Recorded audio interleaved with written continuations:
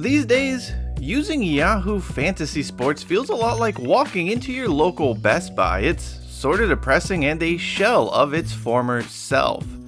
Shelves are bare, most of the products inside are comically overpriced, and there are more employees than customers. No matter how many good memories you have of the electronics store, those cannot change the sad reality of what it is now. That brings us to Yahoo Fantasy Sports. I still remember playing in my first Yahoo Fantasy Sports League way back in 2005. It was a public baseball league, and some of the managers we like to stay in contact using MSN Messenger. Man, just talking about this makes me nostalgic for the good old days of the internet. Anyway, Yahoo Fantasy Sports was by far and away the best fantasy sports platform up until, let's say, 2020. At that time, the company opted to let Brad Evans leave in addition to some of the other fantasy staff it had. I didn't think much of this at the time because, well, Evans was the absolute worst, but it was actually a sign of things to come. Later on in 2020, Yahoo announced college fantasy football wouldn't be returning. Announce is, well, it's a bit of an overstatement. They kept up all of the college fantasy football content with a small blurb saying the game had been discontinued. These leagues, to this day, can still be found online for some reason. All of these cutbacks were part of Verizon's preparation to sell the search engine company to Apollo Global Management, a private equity firm, and that transaction happened in 2021.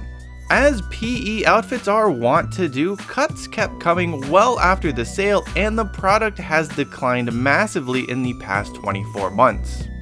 Fun features have been removed left and right. For example, the Smack Talk chat and live drafts, that's gone. League message boards, they've been axed, only to replace by absolutely nothing. Instead, the company continued to shove Yahoo Fantasy Plus down users' throats despite no one ever wanting or asking for this service. There is also constant shilling for paid best ball leagues and daily fantasy via the Yahoo platform. It's just like FanDuel or DraftKings, but only not nearly as good. Nowhere is the demise of Yahoo Fantasy Sports more evident than its own marketing materials. The platform proudly brags about how it was named Best Fantasy Commissioner and Best Fantasy Sports App or Site by the Fantasy Sports and Gaming Association on multiple occasions when trying to get you to sign up for its paid service. However, that success ended in 2019. This is all the proof you need. Yahoo Fantasy Sports has jumped the shark. In its place is a platform that you fondly remember but just isn't very good these days. Much like Best Buy stores in suburban America, they look the same as you remember. Unfortunately, the feeling just quite isn't there anymore.